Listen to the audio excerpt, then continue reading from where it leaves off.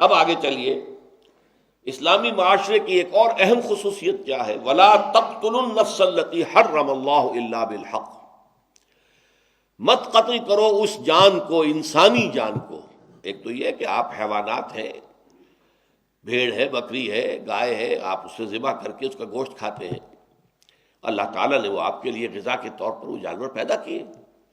ایک ہے انسانی جان، نفس، وَلَا تَقْتُلُوا النَّفْسَ الَّتِي حَرَّمَ اللَّهُ إِلَّا بِالْحَقِّ، ہرگز قتل نہ کرو کسی انسانی جان کو جسے اللہ نے محترم ٹھہرایا ہے۔ یہ احترام جان جہاں اگر نہ ہوگا کسی معاشرے میں تو تمدن کی جڑ کٹ جائے گی۔ انسان کو جو کہا جاتا ہے گریگیریس اینیمل، یہ متمدن حیوان ہے، مل جل کر رہتا ہے شہروں میں، آبادیوں میں۔ تمدن جو ہے اس کی سرشت میں ہے، اس کی فطرت میں ہے۔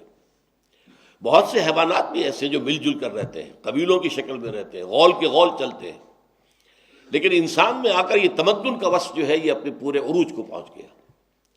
لیکن اس تمدن کی بنیاد یہ ہے کہ ایک دوسرے کی جان کی اور ایک دوسرے کے مال کی پوری جو ہے وہ لحاظ رکھا جائے کہ کسی کی جان کو نقصان پہنچایا جائے نہ اس کے مال کو نقصان پہنچایا جائے، اور اس میں سب سے پہلے شے جو ہے وہ جان آتی ہے۔ یہی وجہ ہے کہ سورہ مائدہ میں ایک آیت مبارکہ میں فرمایا گیا کہ اگر کسی شخص نے ایک انسانی جان کو بھی ناحق قتل کر دیا فَكَأَنَّمَا قَتَلَ النَّاسَ جَمِيعًا، تو یہ ایسے گویا کہ اس نے تمام انسانوں کو قتل کر دیا، یعنی اس نے انسانی تمدن کی جڑ کاٹ دی۔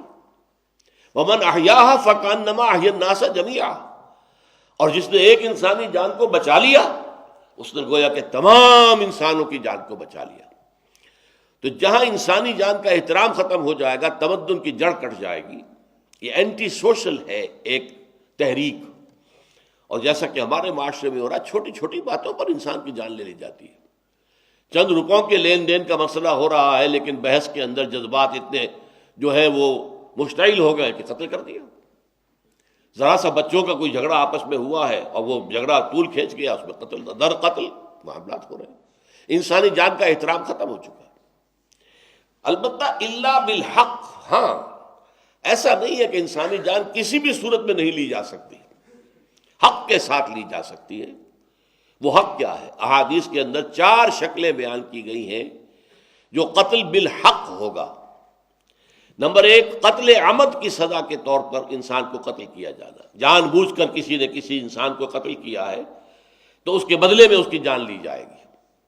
البتہ اس کے اندر اسلامی قانون کا یہ خاص جو ہے وصف ہے کہ اس نے ایک راستہ پیدا کر دیا ہے کہ اگر جو مقتول ہے اس کے ورثاء خون بہا لینے کو تیار ہو جائیں کہ اتنے لاکھ روپے ہمیں دے دیے جائیں تو ہم اس قتل کو معاف کر دیں گے، وہ قاتل کی جان بخشی ہو جائے گی اگر اتنے لاکھ روپے دے دیے جائیں، اس کا حق حاصل ہے۔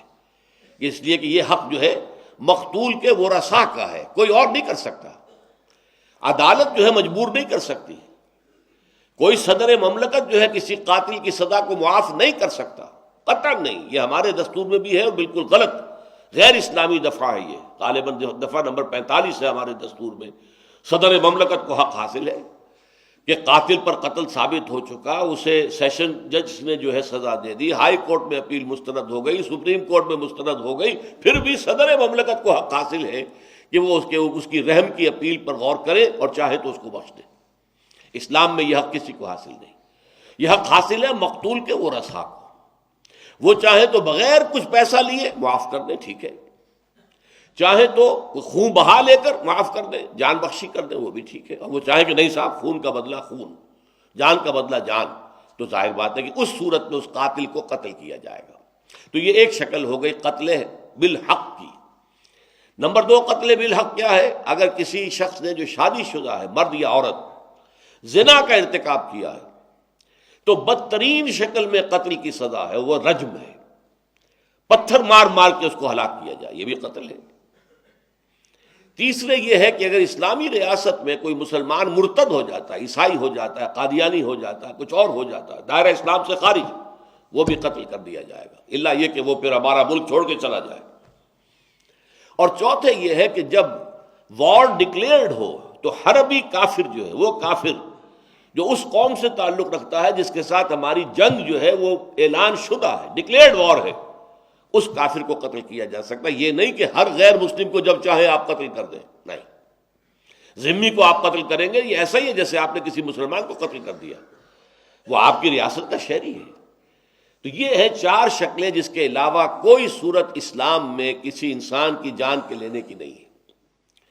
تو فرمایا وَلَا تَقْتُلُوا النَّفْسَ الَّتِي حَرَّمَ اللَّهُ إِلَّا بِالْحَقِّ وَمَنْ قُتِلَ مَظْلُومًا، اور جو ان 4 شرطوں کے علاوہ قتل کیا گیا، من قتل مظلومًا، تو گویا کہ وہ ظلم کے ساتھ قتل کیا گیا، وہ مظلوم ہے، فقد جعلنا لولیہ سلطانا، تو ہم نے اس کے ولی یعنی اس کے وارث کو سند عطا کر دی ہے، اختیار اس کے ہاتھ میں ہے۔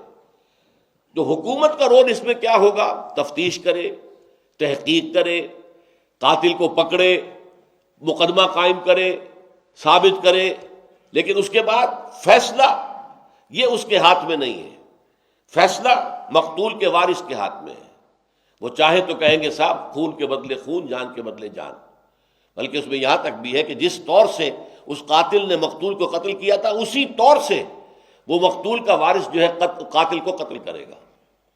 کسی نے خنجر مارا تھا تو خنجر مارا جائے گا، کسی نے گولی ماری تھی گولی ماری جائے گی، اور یہ شکلیں ہوئی ہیں حال ہی میں طالبان کی حکومت میں یہ شکل ہوئی ہے، کھلے میدان کے اندر جو ہے قصاص لیا گیا۔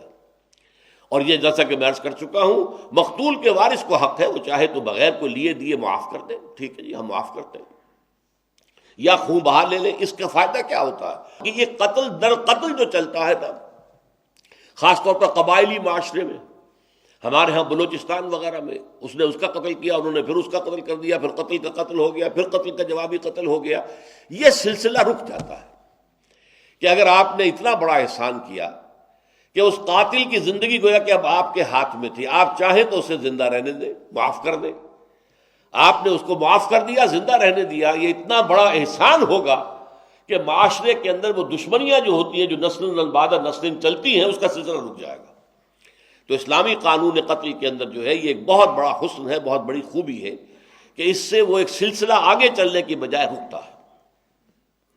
فلا یسرف فی القتل، لیکن یہ کہ وہ جو وارث ہے وہ بھی قتل میں زیادتی نہ کرے۔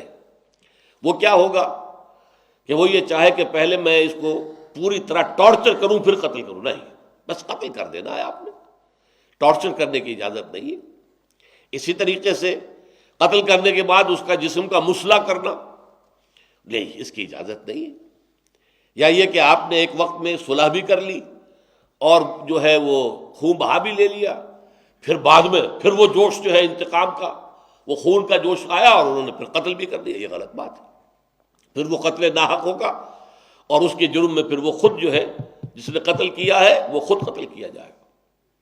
فلا یسرف فی القتل انہ کان منصورا، یقیناً اس کی مدد کی جائے گی۔ یعنی اسلامی ریاست میں جو قتل کا مقدمہ ہے وہ اسٹیٹ ورسز فلاں نہیں ہے، بلکہ یہ لوگوں کے مابین قتل کا مقدمہ ہوتا ہے۔ یہ وارث مقتول کے یہ مدعی ہیں اور یہ قاتل ہے نامزد جو ثابت ہو گیا کہ قاتل ہے، ان کے درمیان مقدمہ ہے، تو راضی نامہ ان کے مابین ہوگا۔ حکومت کوئی راضی نامہ نہیں کر سکتی، راضی نامہ ہوگا قاتل اور اس کے جو ساتھی ہیں اور مقتول اس کے جو ورثاء ہیں ان کے مابین راضی نامہ ہوگا۔ حکومت صرف مدد کرنے والا ادارہ ہے، تحقیق کرے، مقدمہ چلائے تاکہ ثابت ہو جائے وہ قانون، یہ سارا کام حکومت نے کرنا ہے۔ یہ گویا کہ وہ مدد کر رہی ہے مقتول کے ورثاء کی۔